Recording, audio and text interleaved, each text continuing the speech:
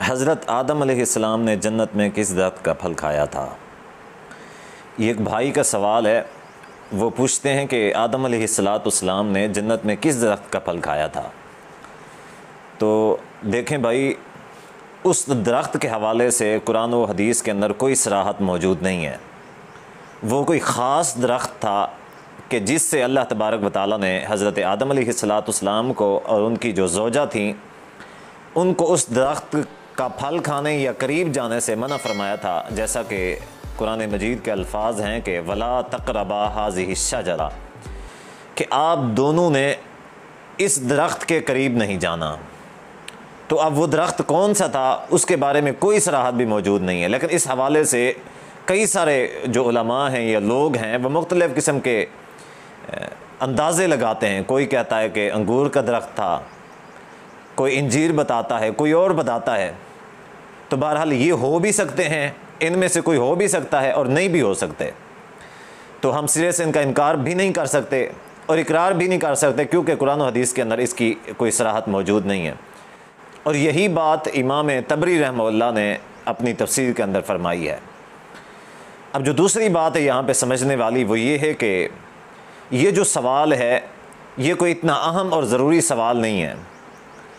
عام طور پہ ہمارے معاشرے میں اس طرح کے سوال کیے جاتے ہیں کہ جن کی کوئی خاص ضرورت نہیں ہوتی، جو وقت کی ضرورت نہیں ہوتے۔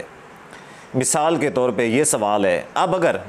پتہ چل بھی جائے کہ وہ کون سا درخت تھا تو اس سے کیا فائدہ ہوگا، اور اگر نہ پتہ چلے تو اس کا کیا نقصان ہوگا۔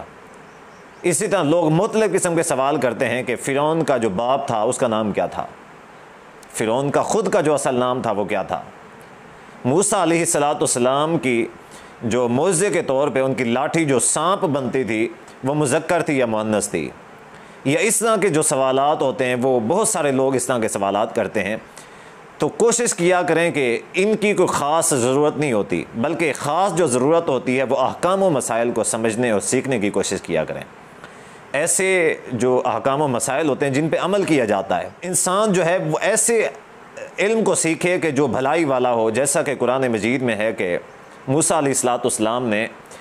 سیدنا خضر علیہ السلام سے کہا کہ هل اتبعک علی ان تعلمنی مما علمت رشدا، کیا میں آپ کی اس چیز کے بدلے میں پیروی نہ کروں کہ آپ کے پاس جو بھلائی والا علم ہے آپ وہ علم مجھے سکھائیں۔ تو ایسا علم جس کے اندر بھلائی ہو، جس کے اندر کوئی فائدہ ہو، جس سے انسان کا کوئی مفاد ہو، انسان عمل کر سکے، تو اس طرح کے سوال یا اس طرح کی چیزوں کے اوپر زیادہ توجہ دیا کریں۔